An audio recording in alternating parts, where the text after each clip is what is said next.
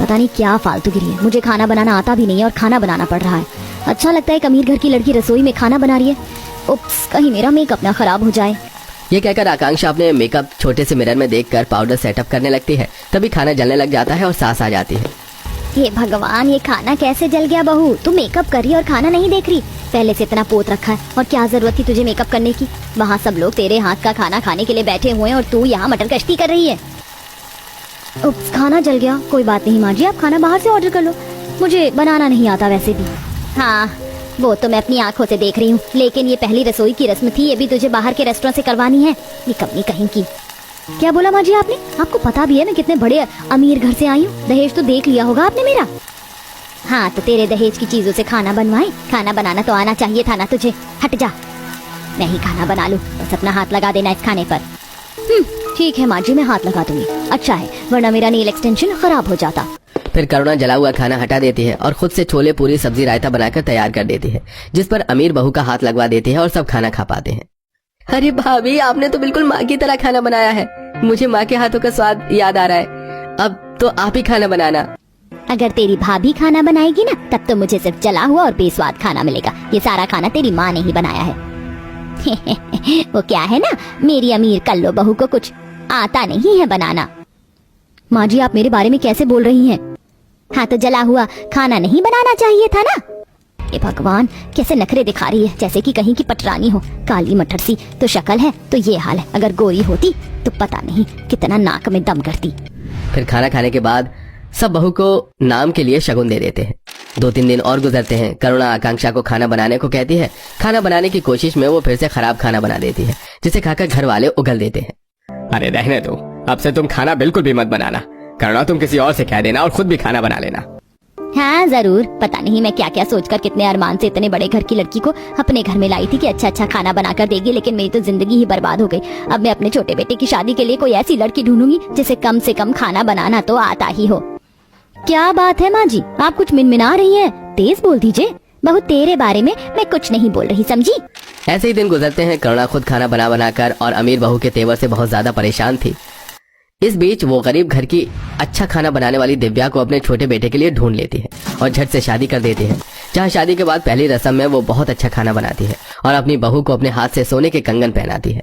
आहा, वाह वाह वाह, बहू ने इतना अच्छा खाना बनाया कि मेरा दिल खुश हो गया। देख रही है बड़ी बहू, खाना ऐसे बनाना चाहिए कि सबके चेहरे खिल उठे। तेरे जैसे नहीं कि तेरे ही जैसा बनाया हुआ खाना देखने को मिले, जला हुआ।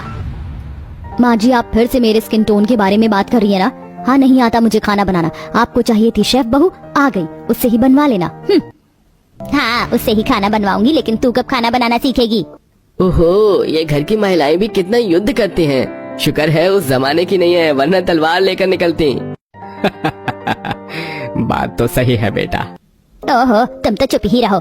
कुछ दिन गुजरते हैं। घर वाले छोटी बहू के हाथ का खाना खाकर बहुत खुश होते हैं। वहीं आए दिन आकांक्षा बड़ी बहू के खाने में कमी निकाल देती है, जैसे कि इस समय। दिव्या, तुम कैसा खाना बना रही हो? इसमें ना नमक है ना मिर्च। वैसे माँ जी तुम्हारी तारीफ करती रहती हैं। दीदी खाना बहुत अच्छा बनाए, बस नमक कम है। आप ऊपर से डाल लीजिए, मिर्च बिल्कुल ठीक है। अगर इससे ज्यादा आपको खाना है तो आप खा लीजिए। मुझसे ज्यादा आपको इस घर में टाइम हो गया और आपको मिर्च का अंदाजा नहीं है।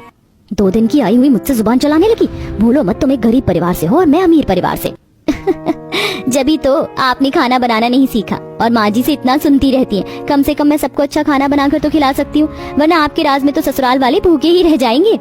बस करो तुम दोनों लड़ना। फिर दोनों बहू चुपचाप खाना खाते हैं। ऐसे ही शाम के टाइम।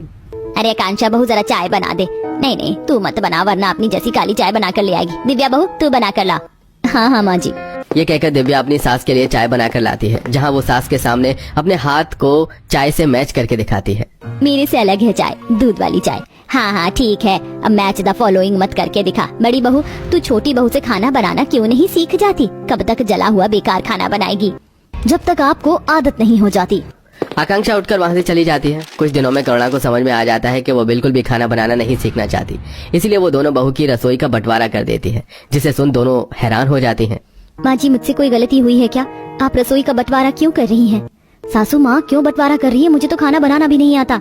इसीलिए बंटवारा कर रही हूँ ताकि तुझे खाना बनाना आ जाए। वैसे भी तुझे बड़ी बहू के हाथ का खाना पसंद नहीं है। कभी वो नमक मिर्च डाल देती है, कभी कुछ, और अपने पति का अलग बनाएगी, और जहाँ मन करेगा मैं उस बहू के हाथ का खाना खा लूंगी। माँ जी, ये गलत है। कोई बात नहीं, मैं अपने लिए मैगी चाय कॉफी बनाकर रह लूंगी। काश दोनों बहू के बीच जो बंटवारा कराया उससे बड़ी बहू खाना बनाना सीख जाए, क्योंकि छोटी बहू तो रह ही लेगी। बंटवारे की शाम आकांक्षा अपने लिए मैगी बनाती है तो उसे भी जला देती है। ओ नो, ये क्या हो गया? मुझसे तो मैगी भी जल गई। सच में मैं किसी काम की नहीं हूँ, पर कोई बात नहीं, भूख लग रही है, जल्दी से ऑर्डर कर देती हूँ। आकांक्षा रसोई में खड़े खड़े फोन पर खाना ऑर्डर करती है। इतने में जली हुई मैगी की बदबू से सास बहू आ जाती है। ये क्या किया आकांक्षा बहू तूने? मैगी भी जला दिया। सुबह तो तू बहुत कुछ बोल रही थी। तो क्या करूँ माँ जी, नहीं बनी मुझसे मैगी भी। चुल्लू भर पानी में डूब मर। 5 साल का बच्चा भी खुद से मैगी बना लेता है, पर तुझसे वो भी नहीं हुआ बहू। क्या दीदी, आप भाई साहब को क्या खाना खिलाओगी?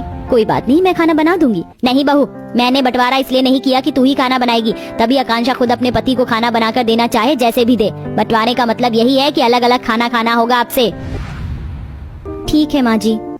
फिर दिव्या अपने बंटवारे की तरफ खाना बनाना शुरू करती है और आकांक्षा गुस्से से मुंह फुलाकर कमरे में चली जाती है और उसके ऑर्डर किए खाने को ही दोनों पति पत्नी खाना खाते हैं। सुमित बिल्कुल भी बाहर का खाना खाकर खुश नहीं होता। मजबूरन कभी ड्राई फ्रूट्स तो कभी दूध पीकर ऑफिस चला जाता है। बंटवारे के दौरान आकांक्षा कभी खाना जलाती तो कभी खुद भी भूखे पेट रहती। वहीं दिव्या अच्छा अच्छा खाना बनाकर परिवार को खिलाती है, जिससे आकांक्षा का भी जी ललचाता है। ठीक है, इतने छोले भटूरे बनाए हैं, मैं भी छोले भटूरे बनाऊंगी। हाँ, क्या करना था, कुकर में छोले रखने थे। बनाती हूँ टेस्टी से छोले भटूरे, माँ जी को भी फक्र होगा। ये कहकर आकांक्षा कुकर में छोले उबालने के लिए रखती है और हेडफोन लगाकर साइड में मैगजीन देखने लगती है। आधे घंटे में काफी ज्यादा सीटी आ जाती है और इतने में रसोई में सांस आ जाती है कि कुकर फट जाता है, जिससे छोले और कुकर का ढक्कन हवा में उड़ जाता है। खुशकिस्मती से दोनों बच जाते हैं, पर डरे हुए भी थे। तभी छोटी बहू आती है। क्या हुआ माँ जी? जेठानी जी, आप दोनों ठीक तो हैं? ये अचानक से आवाज, हे भगवान, ये कुकर कैसे फट गया? ये निकम्मी बेलुड़ी बेड़ा गर्क करने वाली कल्लो बहू है ना, सब इसी की वजह से हुआ है। किस्मत है इसकी और मेरी कि मैं बच गई, और इस कुकर को भी मेरे आने पर ही ब्लास्ट होना था। अरे जब तुझे खाना बनाना आता नहीं है तो क्यों बनाने की कोशिश कर रही थी? कुकर में पानी होगा नहीं और फट गया। माँ जी, मैं देवरानी को देखकर छोले भटूरे बनाने की कोशिश कर रही थी। मेरा भी मन कर रहा था अच्छा खाना बनाने का, पर मुझे नहीं पता था कि कुकर फट जाएगा। तुझे पता है आज कुछ भी हो सकता था, इसीलिए कह रही हूँ कि छोटी बहू से खाना बनाना सीख ले। अरे अगर कल को वो और हम सब घर वाले यहाँ नहीं हुए, रेस्टोरेंट भी बंद रहा, तो तू कैसे खाना खाएगी?